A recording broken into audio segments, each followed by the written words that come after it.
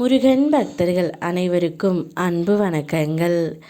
என் அன்பு குழந்தையே, உன் துணையை பற்றிய நிஜமான உண்மைகள் உன்னிடம் நான் கூற வந்து உள்ளேன் தங்கமே.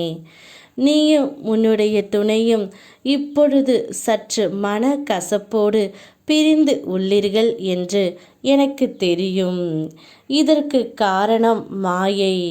இந்த நேரத்தில் நீ இப்படித்தான் இருக்க வேண்டும் என்று உன்னுடைய கர்ம வினை எழுதப்பட்டு இருக்கின்றது. அதனால்தான் நீ இப்பொழுது பிரிந்து இருக்கின்றாய் தங்கமே. அப்பா கூறும் வார்த்தைகளை சற்று கவனமாகவே கேள்.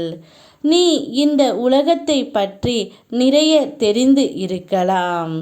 உனது அனுபவங்களால் பல விஷயங்களை புரிந்தும் இருக்கலாம். ஆனால் என் கடமை உனக்கு உண்மையை சொல்லுவது.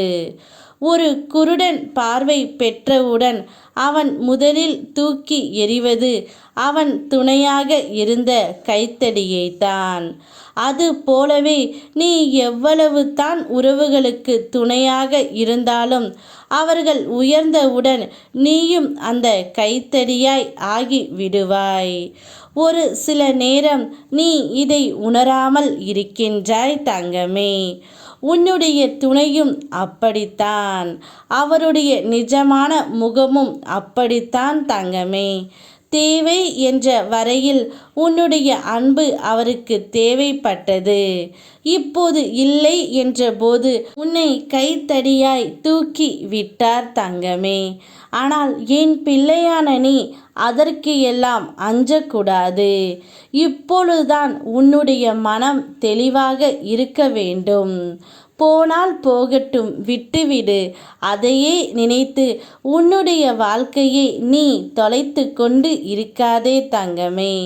உனக்கென்று சில உறவுகள் உன்மேல் அன்பாக இருப்பார்கள். அவர்களிடம் உன்னுடைய வாழ்க்கையை ஒப்படைத்து விடு. பின்பு உன்னுடைய சந்தோஷத்தை அவர்களுக்கு தண்டனையாக கொடு தங்கமே.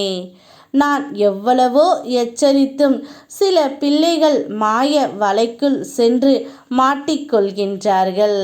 அதாவது இல்லாத ஒன்றை இருப்பதாக நம்பி ஏமாறுவது. அதன் பின்பு என்னிடம் வந்து மனம் உடைந்து அழுவது என்று இருக்கின்றார்கள்.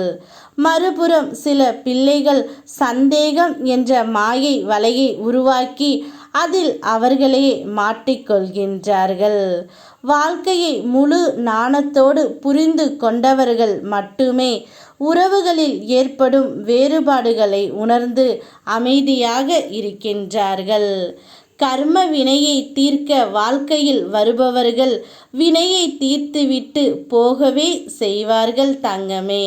அதற்கெல்லாம் வருந்த உனக்கு இப்போது நேரம் இல்லை. உன்னுடைய வாழ்க்கையில் நீ செய்வதற்கு பல நல்ல விஷயங்கள் இருக்கின்றன. மனக்கவலை ஏதும் இன்றி சந்தோஷமாக வாழ். யாம் இருக்க பயமேன். ஓம் முருகா.